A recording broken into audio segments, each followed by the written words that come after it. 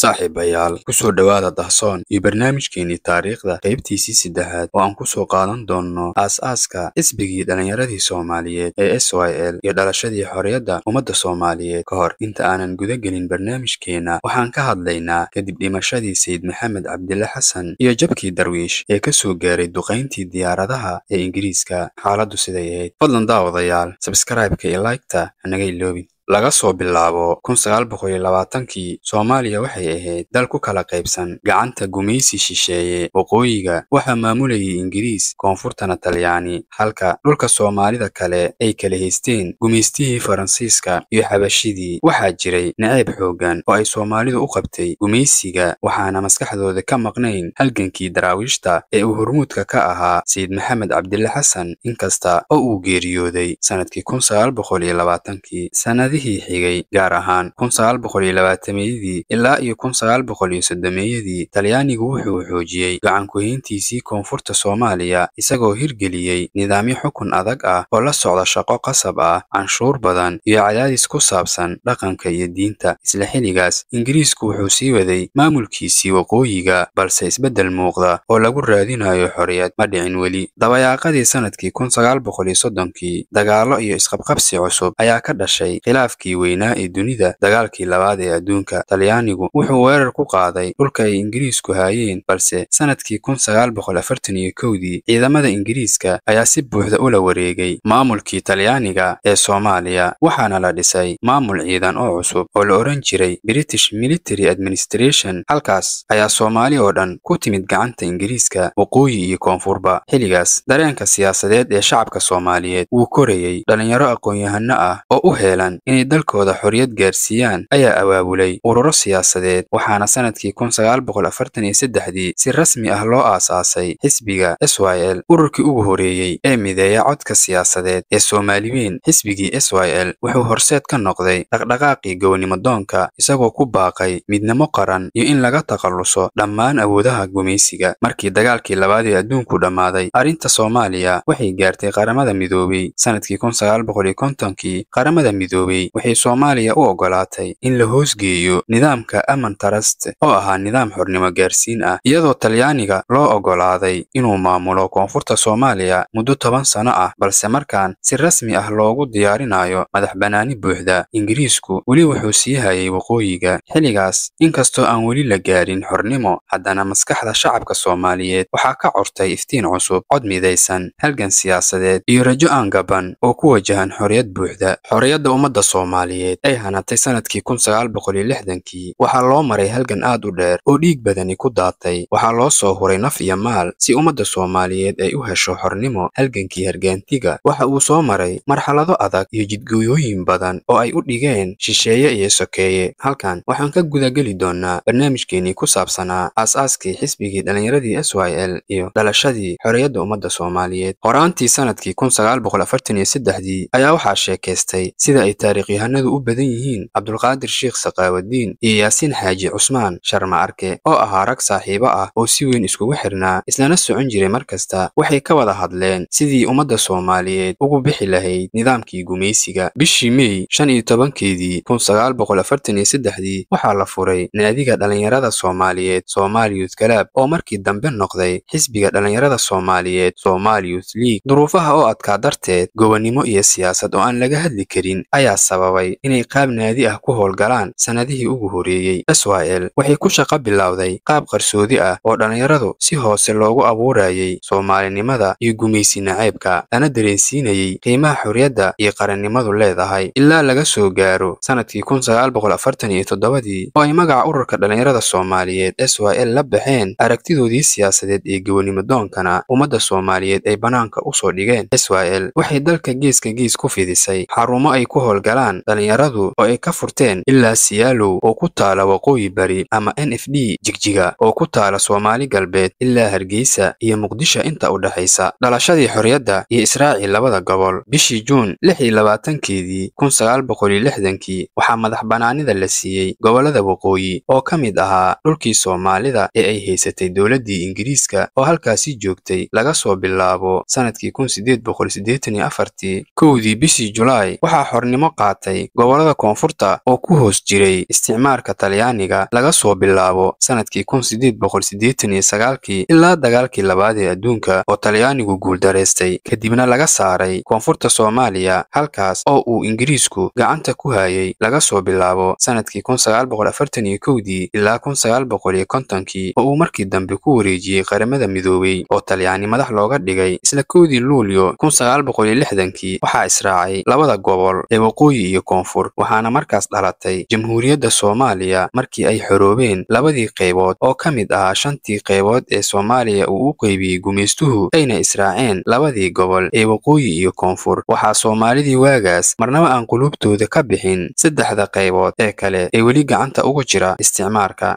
dareenka ummadda Soomaaliyeed ee waqtigaas ka tarjumaysa ayaa waxay ahayd waa seerma weydo iyo sawan barwaaqe saddexdii maqnaana way soo socdaan waxaan isla soo gaarnay gabagabada barnaamijkeena halgankii gobonimo doonka ummadda Soomaaliyeed waxa uu socday waqti aad u dheer waxaana u kala qaybin karnaa saddex qaybood oo kala ah halgankii uu horkacayay halyeeyigii Soomaaliyeed Axmed Gurey halgankii hubeysnaa ee Sayid Maxamed Cabdulle Xasan iyo Darwiish iyo halgankii dhalinyaradii Soomaaliyeed ee SYL halganka oo maalmo iyo marxalado adag soo maray hargaantigii Soomaaliyeed waxay naf iyo maal u soo hureen in aan maanta goonimo iyo xornimo ku naaloono halganka ka horeeyay ayaa tusaale u ahaa oo uu ka dab qaadanayay sida ku cad suugaanta Soomaaliyeed waxay shucuurtii goonimo doonka hadba geed soo harsataba isticmaarna wadajir uu dab ula daba joogay halgankii uu bilaabay Axmed Gurey qarnigii 16aad waxaa ka soo dab qaatay Darwiish dabkoodii goortii uu gamaaray waxaa qoryaha sii saaray dhalinyaradii Soomaaliyeed ee SYL sida ku cad gabaygii Axmed Diiriye Qaasim ee alla yaa darwiishkii fariin dabacsan gaarsiiya allo yaa dalluuntii qabriga dib ugu soo saara in dariiqadii nooshaho oo dunida soo gaartay oo dabkii uu shiday rag kale dagubo sii saaray allo yaa af lama daaliye daacad ugu sheega halgankaas waqtiga dheer socday ee jiilba jiil ku soo simay waxaa isweydiin mudan jiilkeena maanta maxay tahay kaalinteenu ma gudanay waajibka inaga saaran sida jiilashii inaga horeeyay haddii aynan gudanna mala oran karaa waxaan nahay jiil ka gaabshay gudashada waajib saarnaa su'aalahaas iyo jawaabahooda waxaan ugu tagayaa daawadayaasha fadlan daawade haddii aad halkaa nala soo gaartay subscribe-ta iyo like-ta hanaga iloowin mahadsanid